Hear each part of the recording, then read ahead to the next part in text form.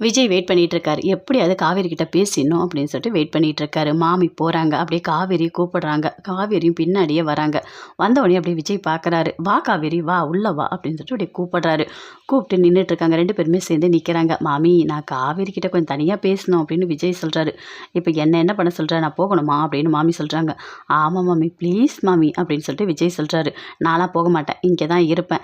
எதுக்காக நீங்கள் மாமியை போக சொல்கிறீங்க? நீங்கள் எதுவாக இருந்தாலும் இவங்க எதிர்க்கவே பேசுங்க. ஒன்றும் இல்லை" அப்படின்னு காவேரி சொல்கிறாங்க. "காவேரி ப்ளீஸ் காவேரி" அப்படின்னு விஜய் சொல்கிறாரு.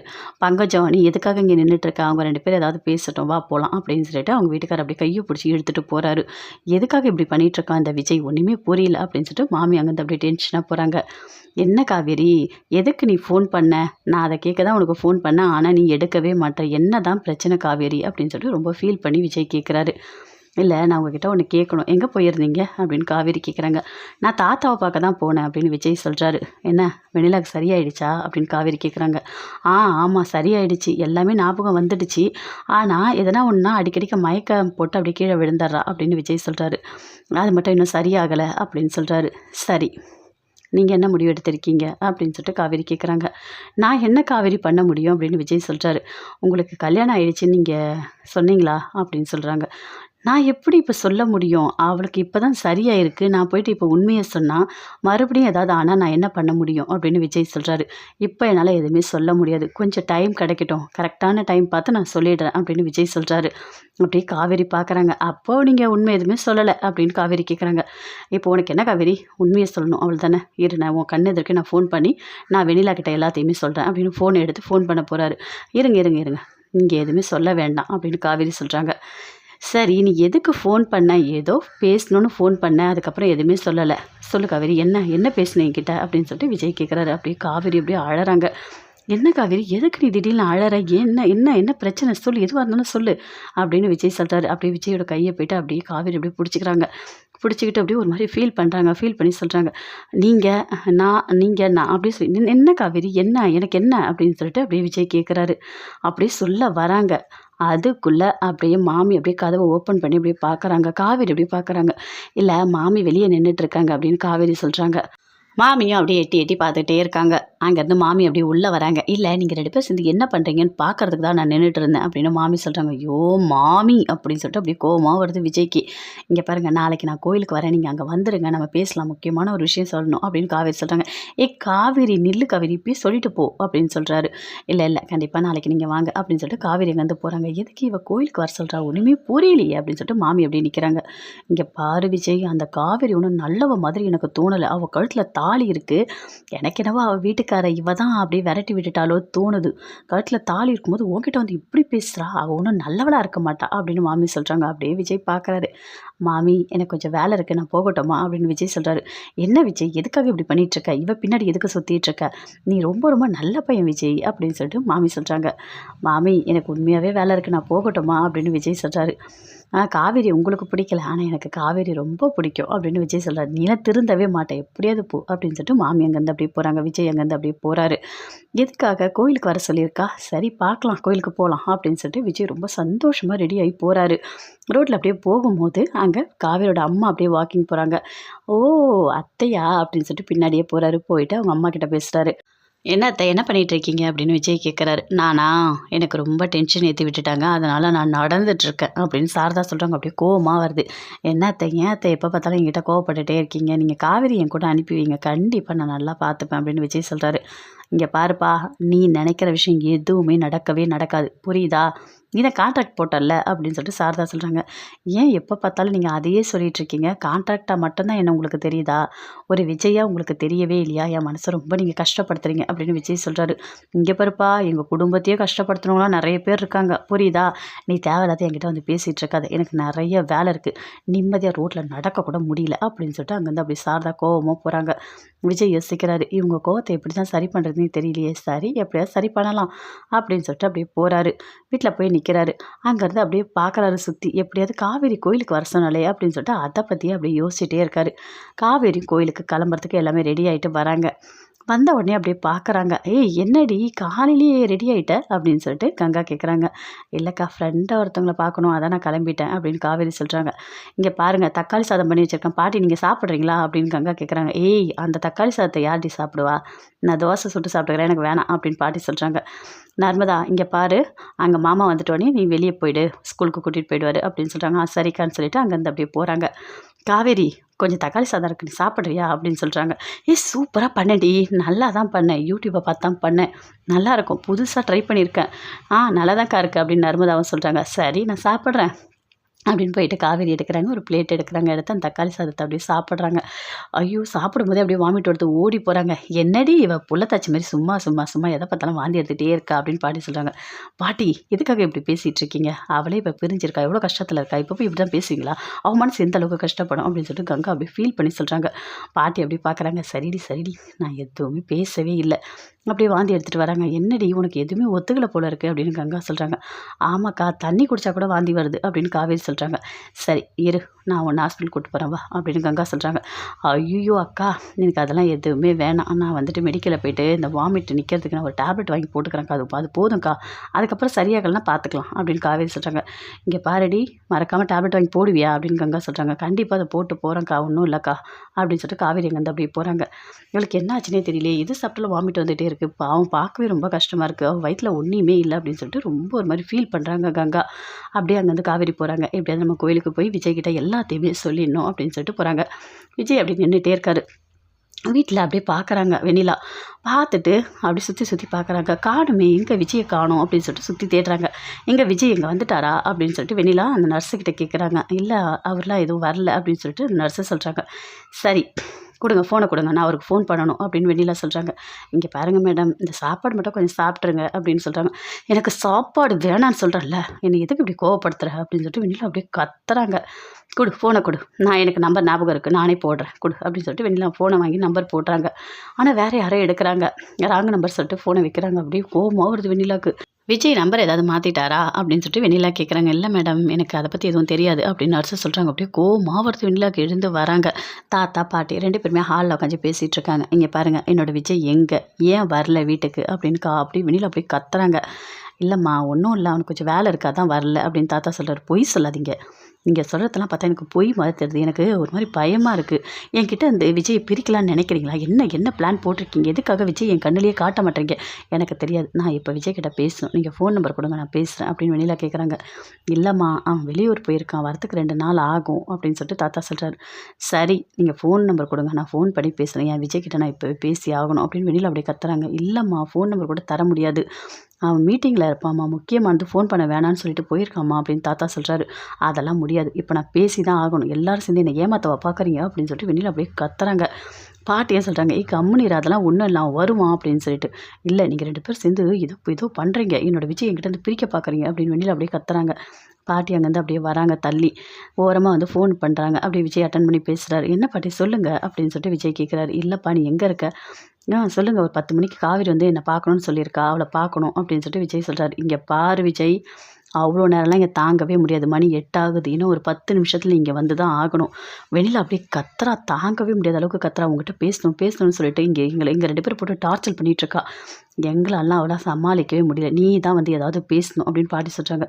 "பாட்டி ஏதாவது சொல்லுங்கள் பாட்டி என்னால் இப்போ வர முடியாது காவேரி பேசணும்னு சொல்லியிருக்கா" அப்படின்னு விஜய் சொல்கிறாரு. "இங்கே பாரு விஜய் நீயே பாரு அவள் கத்துறத கேளு" அப்படின்னு சொல்லிட்டு ஃபோனை வைக்கிறாங்க. அப்படியே வெண்ணிலா கத்துறாங்க. விஜயை பார்க்கணும்னு சொல்லிட்டு. சரி பாட்டி இன்னும் நான் கொஞ்ச நேரத்தில் நான் வந்துடுறேன்" அப்படின்னு சொல்லிட்டு விஜய் அப்படியே ஃபோனை கட் பண்ணுறாரு. ஐயோ வெண்ணிலா வேறப்பா இப்படி பண்ணுறாளே காவேரி வேற பார்க்கணுன்னு சொல்லியிருக்கா கோயிலில் என்ன பண்ணுறதுன்னு தெரியலையே. சரி ஃபஸ்ட்டு வீட்டுக்கு போவோம் வெண்ணிலா பிரச்சனை சரி பண்ணும் அப்படின்னு சொல்லிட்டு வீட்டுக்கு போகிறாரு. அப்படியே பார்த்துக்கிட்டே இருக்காங்க வெண்ணிலா. ஐயோ எப்போ வருவார் சொல்லிட்டு. அப்படியே அங்கேருந்து வண்டி சத்தம் கேட்டோடனே ஓடி வராங்க. ஓடி வந்து விஜய் நீ வந்துட்டியா அப்படின்னு சொல்லிட்டு ஓடி போய் அப்படியே ஹக் பண்ணிக்கிறாங்க. தாத்தா பாட்டி 2 பேருமே அப்படியே பார்க்குறாங்க. "விஜய் எங்கே விஜய் போனேன் என்னை விட்டு எங்கே விஜய் போனேன் எனக்கு முடியல எனக்கு எவ்வளோ கஷ்டமாக இருக்குது தெரியுமா உன்னை பார்க்காம என்னால் இருக்க முடியல சாப்பிட முடியல எனக்கே இப்போ தானே விஜய் சரியாக இருக்குது 2 வருஷம் எனக்கு சுயநினைவே இல்லாமல் நான் இருந்திருக்கேன் என்னை விட்டுட்டு நீ போகாதன்னு நான் சொன்னேன்ல போனால் கூட நீ திருப்பி வரவே மாட்டேற எனக்கு எப்படி இருக்கும் எதுக்காக விஜய் இப்படி பண்ணுற என்னை எதுக்காக இப்படி கஷ்டப்படுத்திட்டு இருக்க உன்னை பார்க்கணும் நான் எவ்வளோ ஆர்வமாக இருக்கேன் தெரியுமா ஃபோன் பண்ணி உங்ககிட்ட பேசணுன்னா கூட ஃபோன் நம்பர் கூட இங்கே தரமாட்டாங்க உன்னை என்னை பிரிக்கணும்னு நினைக்கிறாங்களா விஜய் அப்படின்னு சொல்லிட்டு அப்படி வெளியில் ஒரு மாதிரி ஃபீல் பண்ணுறாங்க. இங்கே பாரு வெண்ணிலா, நீ இவ்வளோ டென்ஷன் ஆகணும்னு அவசியமே இல்லை. இங்கே இருக்கவங்கலாம் உன்னை பிரிக்கணும்னு நினைக்கவே மாட்டாங்க. தயவு செய்து அப்படி யோசிக்கவே யோசிக்காத, சரியா? நான் முக்கியமான மீட்டிங்காக வெளியே போயிருந்தேன். அதனால தான் தாத்தாவை ஃபோன் பண்ண வேணாம்னு சொல்லிட்டு போனேன் அப்படின்னு விஜய் சொல்கிறாரு. உண்மையாவா? எனக்கு ரொம்ப கஷ்டமாக இருக்குது. இங்கே பாரு விஜய், இனிமேல் நான் உன்னை விடவே மாட்டேன். நீ எங்கேயுமே போகக்கூடாது. நீ எங்கேயாவது போனால் கூட என்னை கூடவே கூட்டிகிட்டு போகணும். நான் உன்னை தனியாக விடவே மாட்டேன். கண்டிப்பாக நான் விடவே மாட்டேன் அப்படின்னு வெண்ணிலா அப்படியே அழறாங்க. வெண்ணிலா கையை எடு வெண்ணிலா, நான் எங்கேயுமே போக மாட்டேன், நான் இங்கே தான் இருப்பேன் அப்படின்னு விஜய் சொல்கிறாரு. இங்கே பாருமா, அவன் தான் வந்துட்டான்ல, கையை எடு அப்படின்னு சொல்லிட்டு தாத்தா பாட்டி எல்லாருமே சேர்த்து சமாதானப்படுத்துகிறாங்க வெண்ணிலாவை. அப்படியே சமாதானப்படுத்தி உட்கார வைக்கிறாங்க. இங்கே பாருமா, கொஞ்சம் போய் தண்ணி கொண்டு வாப்போ அப்படின்னு சொல்லிட்டு அந்த நர்ஸுக்கிட்ட சொல்கிறாங்க. அவங்களும் போய்ட்டு தண்ணி கொண்டு வந்து கொடுக்குறாங்க. அப்படியே வாங்கி குடிக்கிறாங்க. இங்கே பாரு வெண்ணிலா, நல்லா புரிஞ்சுக்கோ, நான் வந்து இங்கேயே உன் கூடவே இருக்க முடியாது. ஏன்னா நான் பிஸ்னஸ் பண்ணிகிட்ருக்கேன். அங்கே எனக்கு நிறைய வேலை இருக்குது, நான் போய் தான் ஆகணும் அப்படின்னு விஜய் சொல்கிறாரு. என்ன விஜய், என்ன இப்படி பேசியிருக்கேன்? நானும் தானே படிச்சிருக்கேன், என்னால் உனக்கு ஹெல்ப் பண்ண முடியும்ல, என்ன உன் கூடவே வச்சுக்கோ, நான் பரவாயில்ல, நான் உன்னை பார்த்துக்கிட்டே இருந்தால் கூட எனக்கு போதும், எனக்கு ஏதாவது ஒரு வேலை போட்டு கொடு அப்படின்னு வெண்ணிலா சொல்கிறாங்க. தாத்தா பாட்டி எல்லாம் பார்க்குறாங்க. ஐயோ கடவுளே, இவ என்ன இப்படி கிரிமினலாக யோசிக்கிறா, இவ ஏன் இப்படி பண்ணுறான்னு தெரியலையே, எப்படி பிரிக்க போகிறது, இவனுக்கு கல்யாணம் ஆகிடுச்சு, இதெல்லாம் சொன்னால் அவள் தாங்கவே மாட்டா போல இருக்கே அப்படின்னு சொல்லிட்டு பாட்டி அப்படியே மனசுக்குள்ளேயே நினைக்கிறாங்க. தாத்தாவும் ரொம்ப ஒரு மாதிரி ஃபீல் பண்ணுறாரு. இங்கே பாருமா, அவன் பிஸ்னஸ் பண்ணிகிட்ருக்கான், அங்கே நிறைய மீட்டிங் நிறைய ஒர்க் இருந்துகிட்டே இருக்கும், எங்கே வேணால் அப்பப்போ போயிட்டே இருப்பான், அவன் ஆஃபீஸ்லேயே இருக்க மாட்டான் அப்படின்னு தாத்தா சொல்கிறாரு. பரவாயில்ல, எங்கே போனாலும் ஆஃபீஸ் தானே திரும்பி வருவார், என்னை பார்த்தா மட்டும் போதும், நான் வீட்லேயே இருக்க முடியாதுல்ல, எனக்கு ஒரு மாதிரி கஷ்டமாக இருக்குது அப்படின்னு வெண்ணிலா சொல்கிறாங்க. வெண்ணிலா, உன்னோட ஃபீலிங்ஸ், உன்னோட கஷ்டம் எனக்கு எல்லாமே புரியுது, ஆனால் என்னையும் நீ புரிஞ்சுக்கணும், புரியுதா? நான் போகிற இடத்துல உன்னை கூட்டிகிட்டு போக முடியாது அப்படின்னு சொல்லிட்டு விஜய் ரொம்ப ஃபீல் பண்ணி சொல்கிறாரு. இங்கே பாரு விஜய், சரி எனக்கு ஒரு சத்தியம் பண்ணி கொடு, என்னை விட்டுட்டு நீ போகவே மாட்டேன், எனக்கு சத்தியம் பண்ணி கொடு அப்படின்னு சொல்கிறாங்க. என்ன என்ன இவ இப்படிலாம் பண்ணிகிட்ருக்கா அப்படின்னு சொல்லிட்டு விஜய் அப்படியே ரொம்ப ஒரு மாதிரி ஃபீல் பண்ணுறாரு. வெண்ணிலாவை பார்த்து ரொம்ப ஒரு மாதிரி கஷ்டப்படுறாரு. பாவம் இவ மனசுக்குள்ளே இவ்வளோ இதுவாக நினச்சிட்ருக்காளே, என்னை வந்து காணோன்னு சொல்லிட்டு இப்படி தேடுறா, இவகிட்ட போய் நான் எப்படி சொல்ல போகிறேன், காவேரி கல்யாணம் பண்ணிட்டேன், நான் இனிமேல் உனக்கு கிடைக்க மாட்டேன்னு எப்படி சொல்ல போகிறேன், சொன்னால் இவ தாங்குவாளா? ஐயோ கடவுளே, தாங்கவே மாட்டான்னு நினைக்கிறேன் அப்படின்னு சொல்லிட்டு விஜய் அப்படியே மனசுக்குள்ளேயே நினைக்கிறாரு. அப்படியே வந்துட்டு, சரி நீ போயிட்டு கொஞ்சம் நேரம் ரெஸ்ட் எடு, சரியா? நான் தான் வந்துட்டேன்ல, போ அப்படின்னு சொல்லிட்டு விஜய் சொல்கிறாரு. அங்கேருந்து அப்படியே போகிறாங்க வெண்ணிலா, நர்ஸை கூட்டிகிட்டு போகிறாங்க, போய் படுக்கிறாங்க. அப்படியே ரொம்ப ஃபீல் பண்ணுறாரு. அப்படியே விஜய் வந்து அப்படியே தலையில் கை வச்சு அப்படியே ஒரு மாதிரி டென்ஷனாக இருக்கிற, பயங்கரமாக டென்ஷனாக யோசிச்சுட்ருக்காரு. அப்போ தாத்தா வந்து பேசுகிறாரு. இங்கே பாரு விஜய், புரிஞ்சுக்கோ, நீ ஒரு முடிவு எடுத்திருக்கியா, என்ன முடிவு எடுத்திருக்கா சொல்லு அப்படின்னு தாத்தா கேட்குறாரு. தாத்தா, எத்தனை வாட்டி சொல்கிறது, எனக்கு காவேரி தான், வேறு யாருமே கிடையாது, நான் வெண்ணிலாவுக்கு புரிய வச்சு கண்டிப்பாக வீட்டுக்கு அனுப்பிடுவேன் அப்படின்னு விஜய் சொல்கிறாரு. நீ சொல்கிறப்பா ஓகே, ஆனால் அந்த பொண்ணை பார்த்தா அப்படி தெரியலையப்பா, அந்த பொண்ணு எவ்வளோ டென்ஷனாக தெரியுமா, அப்பா அந்த பொண்ணு எங்களால் அடக்கவே முடியல, அப்படியே கத்துது, எனக்கு விஜய் வேணும்னு சொல்லுது, நாங்கள் என்ன பண்ண முடியும், எங்களால் இதுக்கு மேலே இந்த பொண்ணை சமாளிக்கவே முடியாது அப்படின்னு தாத்தா சொல்கிறாரு. எனக்கும் புரியுது தாத்தா, ஆனால் நம்ம உண்மையை உடனே சொல்ல முடியாதுல்ல, ஏன்னா இப்போ தான் சரியாக இருக்கா, இப்போ போய் உடனே உண்மையை சொன்னால் கண்டிப்பாக ஏதாவது மாறதுக்கு சான்சஸ் இருக்குது, கொஞ்சம் வெயிட் பண்ணி பார்க்கலாம், நம்ம டாக்டரை போய் பார்க்கலாம், அவங்கக்கிட்ட கேட்கலாம், ஏதாவது உண்மையை சொல்லலாமான்னு சொல்லிட்டு, அவங்க ஓகேன்னு சொன்னால் கண்டிப்பாக நான் காவேரியை பற்றி வெண்ணிலா கிட்ட சொல்லி எடுத்து புரிய வைக்கிறேன் அப்படின்னு சொல்லிட்டு விஜய் சொல்கிறாரு. இதெல்லாம் எப்பப்பா நடக்கும், எல்லாமே சீக்கிரமாக நடக்கணும்ப்பா அப்படின்னு சொல்லிட்டு தாத்தா சொல்கிறாரு. இல்லை எல்லாமே சீக்கிரமாக நடக்கும், நான் போய்ட்டு டாக்டரை பார்க்குறேன் அப்படின்னு சொல்லிட்டு அங்கேருந்து விஜய் அப்படியே ரொம்ப ஃபீல் பண்ணிட்டு போகிறாரு. போயிட்டு அப்படியே யோசிக்கிறாரு. ஐயோ! இந்த வெண்ணிலா பிரச்சனையில காவேரி வேற என்ன பார்க்கணும்னு கோயிலுக்கு வர சொன்னா, நான் மறந்துட்டேனே! ஐயோ கடவுளே! டைம் வேற ஆகுது. சரி நான் போய் பார்க்கலாம் அப்படின்னு சொல்லிட்டு அங்கேருந்து அப்படியே போறாரு. கோயிலுக்கு போறாரு. காவேரி வெயிட் பண்ணுறாங்க. ரொம்ப நேரமா பார்க்குறாங்க. என்ன இது விஜய் இன்னும் காணவே காணோம் அப்படின்னு சொல்லிட்டு ரொம்ப அப்படியே வெயிட் பண்ணி பார்த்துட்டே இருக்காங்க. கரெக்ட்டா அங்க கங்கா வராங்க கோயிலுக்கு. வந்த உடனே பார்க்குறாங்க. "என்ன காவேரி இங்கே இருக்க நீ?" அப்படின்னு சொல்லிட்டு. "இல்லக்கா ஒன்றும் இல்லை. ஏதோ ஃப்ரெண்டை பார்க்க போகிறேன்னு சொல்லிட்டு காலைல வந்தேன். நீ என்ன கோயில்ல இருக்க?" அப்படின்னு சொல்லிட்டு கேட்குறாங்க. "இல்லக்கா ஒன்றும் இல்லை. நான் சும்மா கோயிலுக்கு போயிட்டு அப்புறம் ஃப்ரெண்டை பார்த்துட்டு வரலான்னு நினச்சேன்" அப்படின்னு சொல்லிட்டு அப்படி உளர்றாங்க. "என்னடி உளறிக்கிட்டு இருக்க?" அப்படின்னு கங்கா கேட்குறாங்க. "இல்லக்கா ஒன்றும் இல்லை" அப்படின்னு சொல்லிட்டு காவேரி சொல்கிறாங்க. "சரி வா சாமி கும்பலாம் வா" அப்படின்னு சொல்லிட்டு கங்கா கூட்டிகிட்டு போகிறாங்க. 2 பேருமே சேர்ந்து சாமியெல்லாம் கும்பிடுறாங்க. கும்பிட்டுட்டு "வாடி வீட்டுக்கு போகலாம்" அப்படின்னு கூப்பிடுறாங்க. அப்படியே பார்க்குறாங்க. ஐயோ விஜய் வேறு இங்கே வர சொன்னோமே, அவர் வந்துட்டு திரும்பி போவாரே, என்ன பண்ணுறது ஒன்றுமே புரியலையே அப்படின்னு சொல்லிட்டு ரொம்ப ஒரு மாதிரி காவேரி அப்படியே ஃபீல் பண்ணிகிட்ருக்காங்க. "என்னடி யோசிச்சுட்ருக்க, வா போகலாம்" அப்படின்னு சொல்லிட்டு அங்கேருந்து கங்கா அப்படியே கூட்டிகிட்டு போகிறாங்க. 2 பேருமே சேர்ந்து போகிறத விஜய் பார்க்குறாரா, ஐயோ காவேரி இவ்வளோ நேரம் வெயிட் பண்ணிட்டு ஏதோ கிளம்பிட்டாளே, ஒன்றுமே பண்ண முடியலையே, பேசக்கூட முடியலையே, ஏதோ ஒரு விஷயத்த சொல்லணும்னு சொல்லிட்டு கோயிலுக்கு வர சொன்னா, இப்போ என்னவா இருக்கும் புரியலையே, சரி வீட்டுக்கு போய் பார்க்கலாம் அப்படின்னு சொல்லிட்டு விஜய் வீட்டுக்கு வராரு. வந்து அவனை இப்படி எட்டி எட்டி பார்க்குறாரு. காவேரி வெளியே வருவாளா சொல்லிட்டு அப்படி எட்டி எட்டி பார்க்குறாரு. காவேரி ஒரு மாதிரி ஃபீல் பண்ணிகிட்டே இருக்காங்க. அப்படியே உள்ளே போகிறாங்க. போன உடனே சாரதா கேட்குறாங்க. "ஏய் என்னடி இவ்வளோ நேரம் கழிச்சு போனேன், 2 பேரும் சேர்ந்து ஒன்றா வரீங்க" அப்படின்னு சொல்லிட்டு கேட்குறாங்க. "அதுவாம்மா ஒன்றும் இல்லை, நான் கோயிலுக்கு போனேன், அங்கே காவேரி பார்த்தேன். அதான் நான் கூட்டிகிட்டு வந்துட்டேன் அப்படின்னு கங்கா சொல்கிறாங்க. என்னது கோயிலுக்கு போனியா?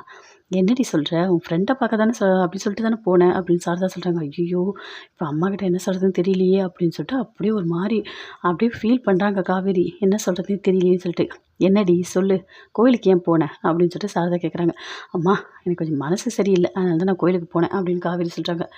சரி, அதை நீ என்கிட்ட சொல்லிட்டு போகிறதுக்கு என்ன, நாங்கள் என்ன உன்னை கோயிலுக்கு போக வேணாம்னு சொல்ல போகிறோம் அப்படின்னு சாரதா சொல்கிறாங்க. அம்மா விடுமா, இதெல்லாம் ஒரு பெரிய விஷயமா, எதுக்குமா போட்டு அவளை போட்டு படுத்தி எடுக்கிற அப்படின்னு சொல்லிட்டு கங்கா கேட்குறாங்க. ஆமாம், இவ விடவே மாட்டா, எப்போ பார்த்தாலும் ஏதாவது ஒரு கேள்வி கேட்டே சாகடிப்பா அப்படின்னு சொல்லிட்டு பாட்டியும் சொல்கிறாங்க. அப்படி பார்க்குறாங்க. என்னை பார்த்தா உங்களுக்கு எப்படி தெரியுது, உங்களெலாம் நான் கேள்வி கேட்டே சாகடிக்கிறேன்னா அப்படின்னு சாரதா சொல்கிறாங்க. அம்மா தாயே, நான் எதுவுமே பேசலை அப்படின்னு சொல்லிட்டு பாட்டியும் சொல்கிறாங்க. அப்படியே காவேரி போகிறாங்க. போயிட்டு ரூம்குள்ளே உட்காந்துட்டு இருக்காங்க. அப்படியே யோசிச்சுட்டே இருக்காங்க. விஜய், உங்ககிட்ட நான் உண்மையை சொல்லணும்னு சொல்லிட்டு எப்படி ஆவலாக எதிர்பார்த்துன்னு தெரியுமா? ரோட்டில் போகிறவங்கலாம் நீங்களான்னு சொல்லிட்டு போய் போய் எட்டி எட்டி பார்த்தேன், ஆனால் நீங்கள் வரவே இல்லை. எனக்கு ரொம்ப கஷ்டமாக இருக்குது அப்படின்னு சொல்லிட்டு ரொம்ப ஒரு மாதிரி ஃபீல் பண்ணி அப்படி யோசிச்சுட்ருக்காங்க. சீக்கிரமாக சொல்லிவிடுவேன் விஜய், உங்ககிட்ட நான் சொல்லிவிடுவேன் விஜய், உண்மையை சொல்லிவிடுவேன் அப்படின்னு சொல்லிட்டு அப்படியே ஒரு மாதிரி ஃபீல் பண்ணுறாங்க. அப்படியே வயிறு தொட்டு தொட்டு பார்க்குறாங்க. தொட்டு தொட்டு பார்த்துட்டு இப்படி சொல்கிறாங்க. இங்கே பாரு, உன்னை நான் நல்லா பார்த்துப்பேன் சரியா, நீ கவலையே படாத, சீக்கிரமாக உங்கள் அப்பா கிட்ட சொல்லிவிடுவேன். உங்கள் அப்பாவுக்கு மட்டும் தெரிஞ்சால் என்ன தெரியுமா பண்ணுவார், அப்படியே நம்ம 2 பேர் தலையில் தூக்கி வச்சுட்டு ஆடுவார், அவ்வளோ பாசம் நம்ம மேலே தெரியுமா அப்படின்னு சொல்லிட்டு காவேரி அப்படியே மனசுக்குள்ளேயே அப்படியே பேசிகிட்டு இருக்காங்க. தாத்தா பாட்டி 2 பேருமே இருக்காங்க. அப்போ தாத்தா கிட்ட பாட்டி கேட்குறாங்க.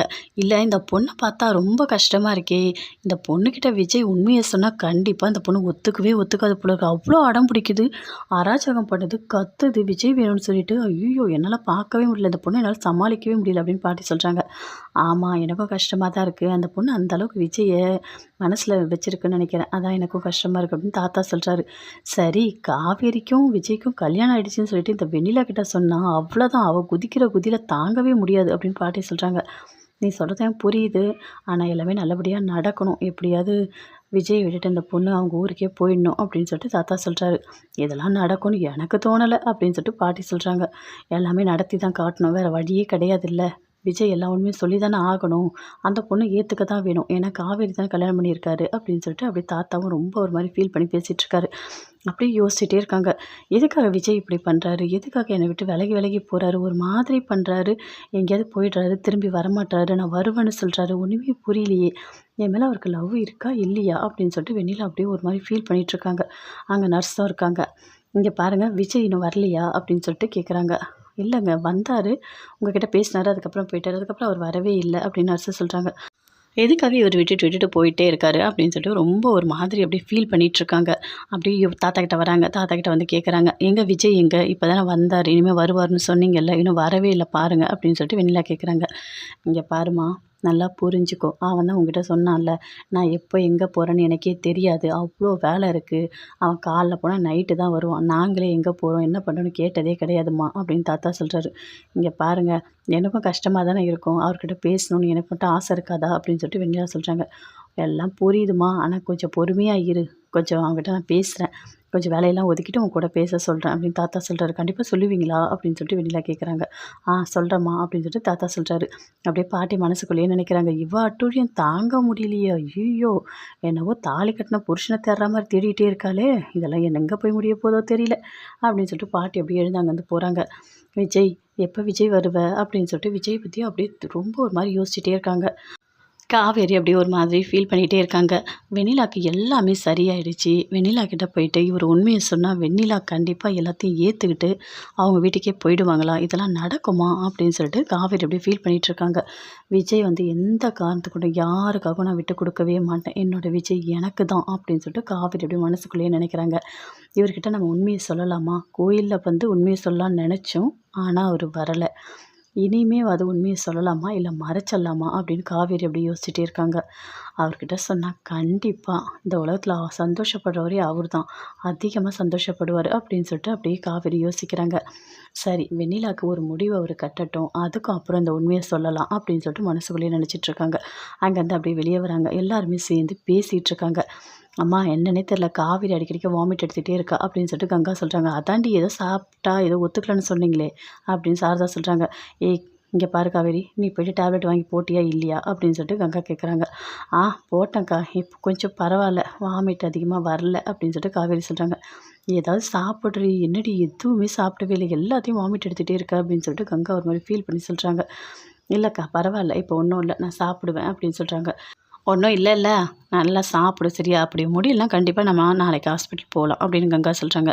சரிக்கா எனக்கு வாமிட் வந்தால் கண்டிப்பாக நாளைக்கு போகலாம் ஒன்றும் பிரச்சனை இல்லை அப்படின்னு காவேரி சொல்கிறாங்க. எல்லாருமே சேர்ந்து ரொம்ப சந்தோஷமாக பேசிகிட்டு இருக்காங்க. அப்போ பாட்டி சொல்கிறாங்க, இங்கே பாருடி அப்பளம் எல்லாம் காய போட்டிங்கல்ல அதெல்லாம் எடுத்து அடுக்கி வச்சிட்டிங்களா அப்படின்னு பாட்டி கேட்குறாங்க. ஆமாம் பாட்டி ஐயோ அதை நான் மறந்துட்டேன் அப்படின்னு காவேரி சொல்கிறாங்க. ஏய் நீ வாமிட் எடுத்துகிட்டே இருந்தால் எப்படியே உனக்கு ஞாபகம் இருக்கும் போடி போய் அதெல்லாம் அடுக்கி வை போ அப்படின்னு சொல்லிட்டு சாரதா சொல்கிறாங்க.